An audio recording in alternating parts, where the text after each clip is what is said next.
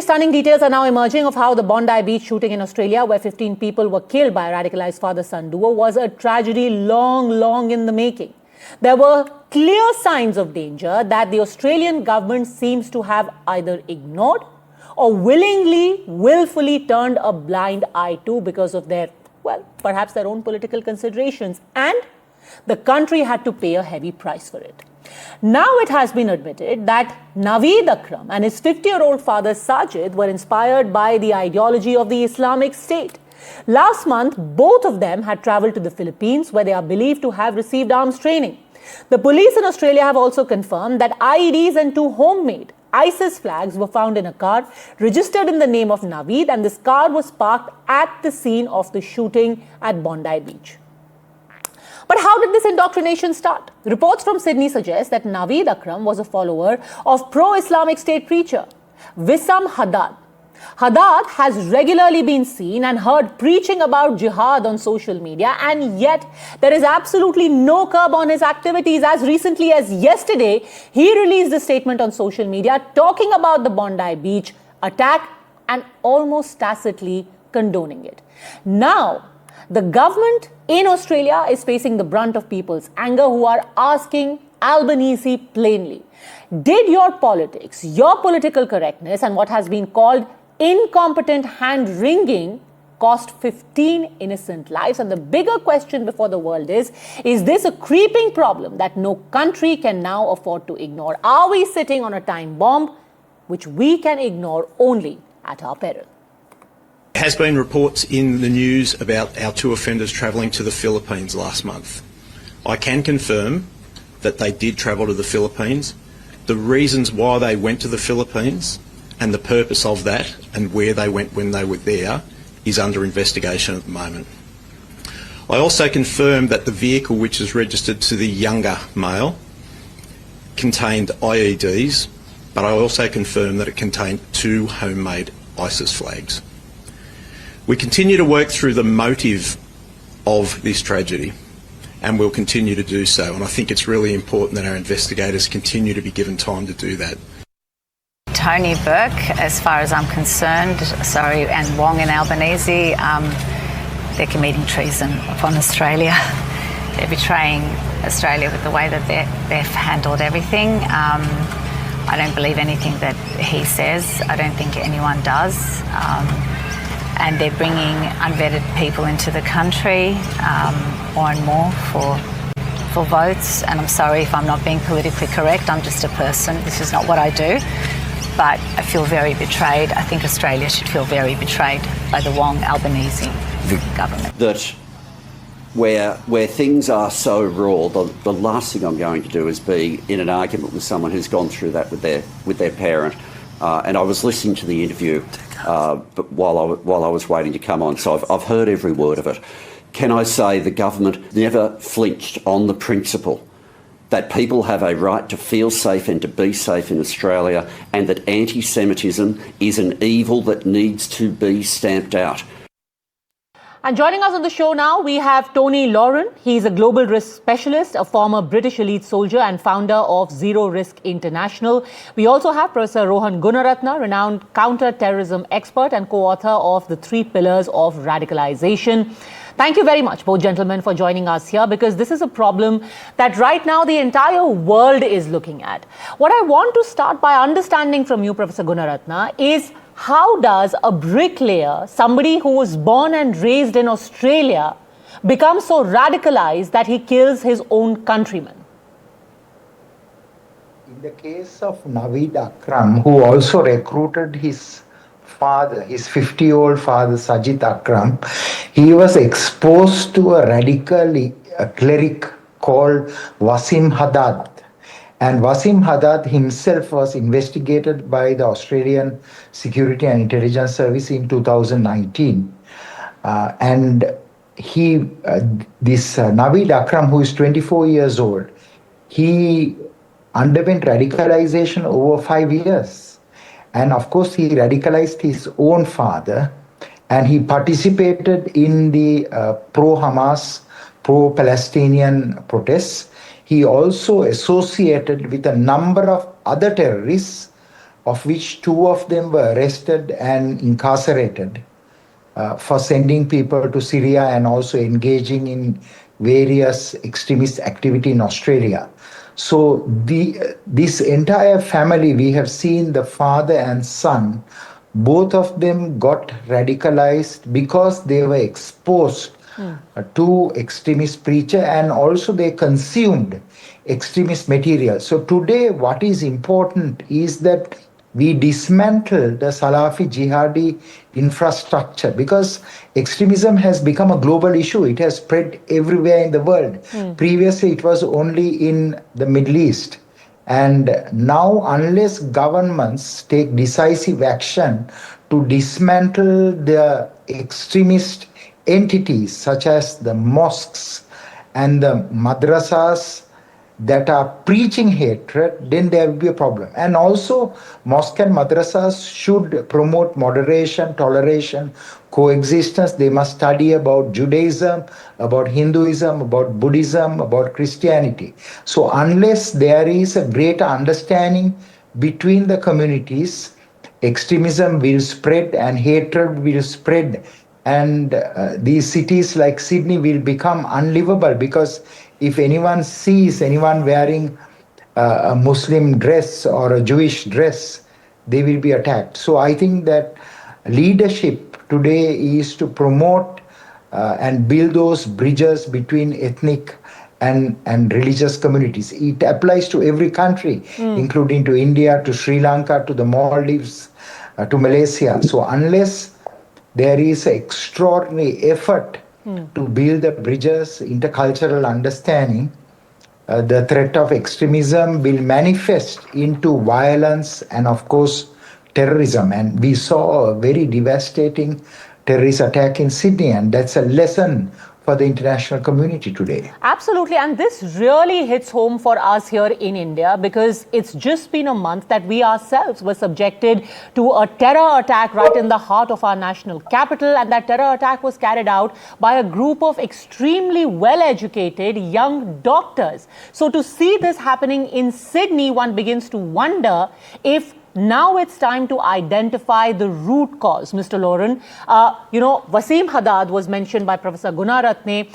The Islamic preachers who are, working in the garb of, just preaching the religion. What kind of ideology is being perpetuated from there? Now, this young man, Naveed, was also associated with something called the Street Dawa movement. In 2019, he was apparently filmed distributing pamphlets. Are governments not being alert enough in seeing what's actually happening through these preachers, through these movements? Yeah, look, I think that, first of all, I really kind of acknowledge everything that Mr. Gunnar had said there. Actually, an incredible kind of insight there into just exactly what happened from the radicalisation point of view. Problem we've actually got within Australia, I think that I don't think we've gone deeper enough into looking at the actual movements that are happening within there.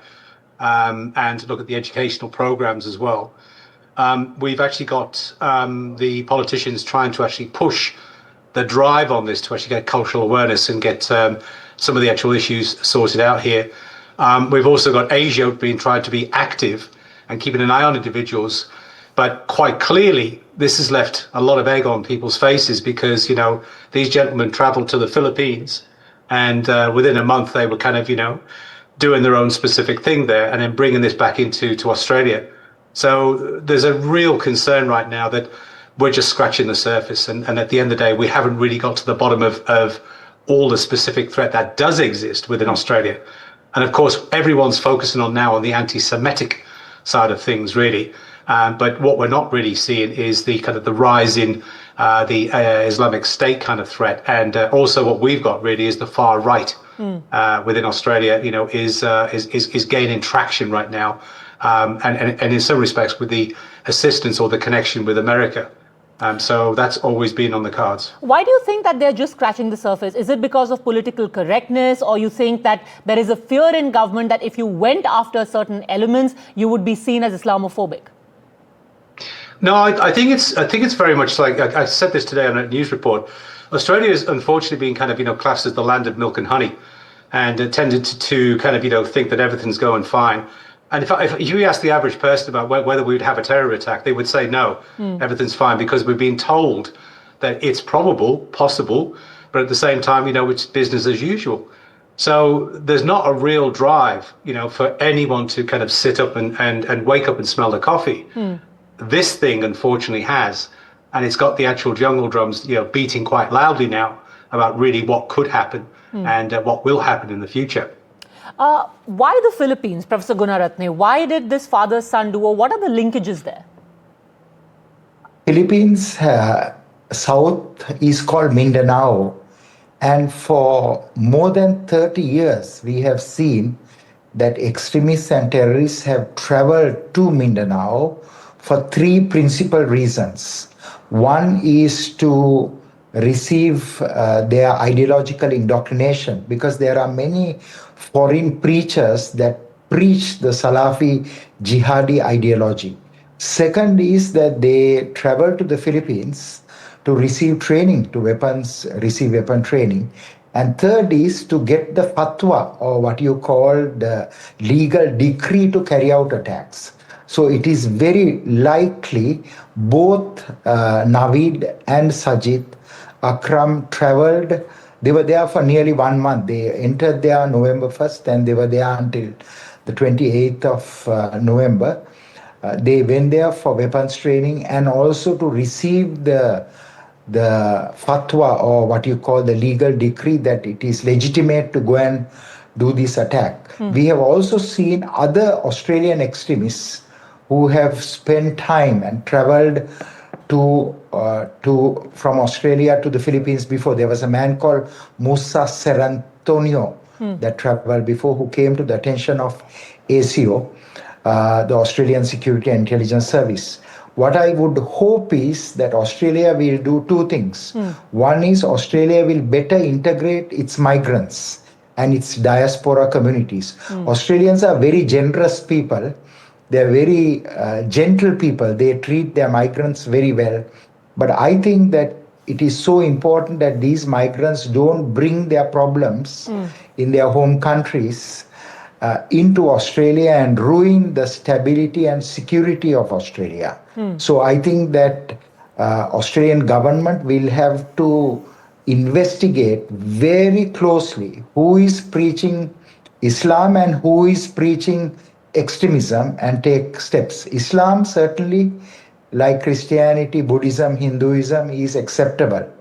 But to preach hatred, to hate others and to kill others, it is issue. And of course, it is not only Muslims. We have also seen radicalization of white nationalists. For example, Brenton Tarrant, who went to Christchurch in 2019, March 15th, he attacked 2 mosques. He is from Brisbane and he himself was radicalized by the right-wing ideology. So I think during this period in the world, security and intelligence services, law enforcement organizations, and political leaders should have a zero tolerance against extremist ideologies, whether it is coming from the Jewish faith, whether it is coming from the Buddhist faith, the Hindu faith, the Christian faith, or any faith. Only then we can restore and maintain stability and security. Tony Lauren, do you find it incredible that here is somebody who was actually investigated by Australian intelligence way back in 2019? He was under scrutiny for 6 months. How was he allowed to get away as a no immediate risk? How? He traveled to Philippines, did no one notice? His father acquired weapons, did no one notice? Look, it's actually, as I said, sorry, good. You go ahead. Yes, go on, Mr. Lauren. The Australian Security and Intelligence Service is a very professional organization, but you must understand it's a very small service with a very small number of very highly trained, capable officers, and they are also very much constrained by Australian legislation, the Australian laws.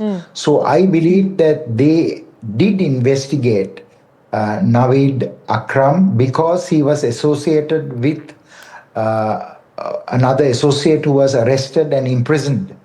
But what is important to understand is that Australia will need to improve its legal and policy framework to counter that threats, investigate them even more thoroughly, to have continuous or what you call the rotational monitoring, and they will also have to alert, they will have to raise the specialist understanding of such individuals and blacklist people like that, so that when they travel, when they procure weapons, when they enter certain areas, that there is a greater monitoring and coverage. But Australia is a very liberal country, you know. So freedom of expression, freedom of demonstration, it is very much protected in Australia. Okay. But it has been used as freedom of hate. So one must be very careful. Okay, I think Tony Lauren wants to come in on this as well. You've got it. It's all nice and wrapped up and beautiful that you've just mentioned there. And we must do this and we must do that. But I think I'll come back to your first point, to be honest with you. We don't have the resources there. That's what's happening, is that what I've seen anyway is that the big call has gone out now to the government to produce these resources, to actually make sure that the police get the resources and the manpower. And you're quite right as well. ASIO is a small entity. The problem is that what was sold to the Australian public in a statement from ASIO anyway, was that these people were of interest. But what happened was they felt that the intelligence didn't justify it enough for them to actually be pursued further. But if I may just interrupt for a second, Yeah. Is it only about political, logistical constraints, or is this also about political hesitation? Because Tony Abbott, for example, I was watching him yesterday, he called it hand-wringing impotence, that you simply could not bring yourself to identify people as a real and present threat and an ideology that was being spread in Australia. Well, this is it. I think that's exactly what's being pointed right now, is that the people surrounding this particular kind of political kind of apparatchik and whatever are accused of that. And the thing is, I've been doing these interviews for many years. I've actually kind of covered the Link Cafe siege. I covered some of the other particular kind of touch-up points as far as terrorism is concerned. And it seems to me that we're just going around in circles. I just believe that, that nothing really has changed. The gun laws are still the same. Okay, the actual immigration is still the same. Is that no one's really tackling these issues. And also, what I might add is, to come back to Mr. Gunaratne's point there, is he's quite right. We're living in silos still. So the communities themselves are not integrating. So we're not actually getting kind of true intelligence really from that particular perspective. Everyone's doing their own thing in their own backyard. So things need to change. Do you think, Professor Gunaratne, this is only a blowback to what is happening in Gaza, or it would be very reductive to just say this is an anti-Semitic problem? We have seen 3 waves of terrorism. The first wave started with Al-Qaeda radicalization, and I still remember in Sydney there was a mosque in Lakamba that was producing extremists because they were preaching hatred. The second wave of terrorism is by ISIS. It is true that Sajid and Naveed were driven by ISIS ideology, but we have seen that the third wave is largely because of the developments in Gaza. These preachers have again started to use what is happening in Gaza. So my thinking is this: Australia should take a very tough position. Don't bring the conflicts overseas into Australia, and restrict various activities in Australia pertaining to the conflicts that are taking place. Because if but they then, bring Professor Gunaratne, if I happening, may interrupt for a second, the Australian government has actually taken a pro-Palestine stand. Then what explains the anger on the part of Sajid and Naveed? Your government actually sided with Palestine. They sided with now, Palestine. course, Yeah, they Australia did, and basically, Mr. Netanyahu, the Prime Minister Netanyahu, came out with a very vociferous statement to actually point the finger at Prime Minister Albanese that look what you've done. Okay, so he's almost accused them of actually inciting this particular kind of activity. So it's there for everyone to see, really. Okay, Professor Gunaratne. Mossad in fact warned the Australian government of this threat, not this specific threat, but they gave a very general warning of radicalization of a segment of the Muslim community as a result of these activities. As you know, just a few months ago, there was a synagogue that was attacked. and there were other attacks that took place. So Australia currently faces a very sustained long-term threat by those radicals, and it is important for Australia to review the standards that they have used to class those radicals and take necessary action to bring those people in. For example, the radical preacher who radicalized Naveed Akram, Wadid Hassan, he's still openly preaching. Yesterday he issued another statement indirectly justifying what Naveed Akram did. So I think that this radicalization activities should stop. If he is a man of religion, he shouldn't get involved in politics.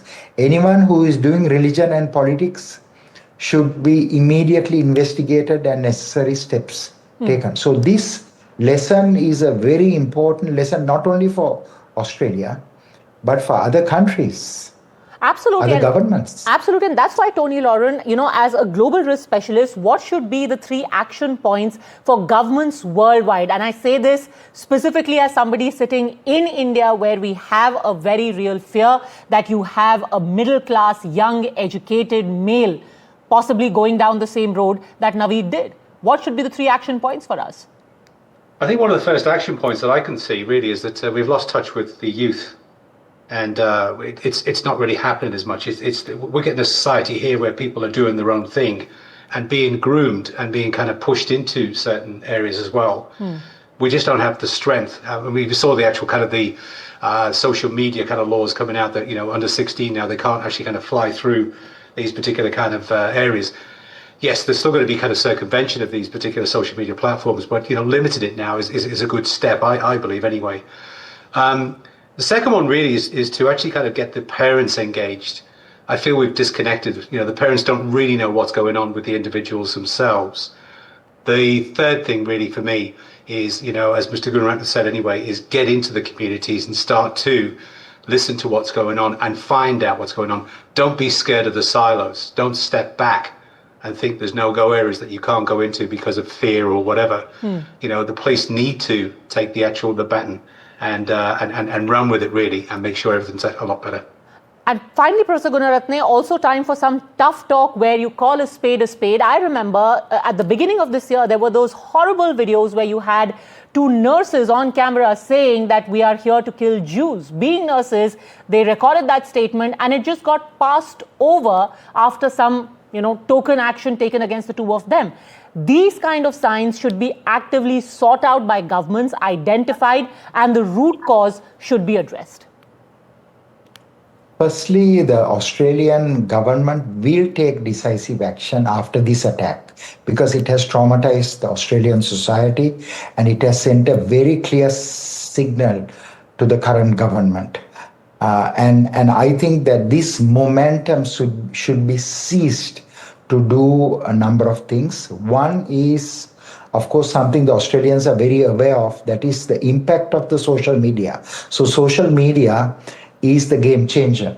So I believe that we have to take firm action against tech platforms that still keep extremist content.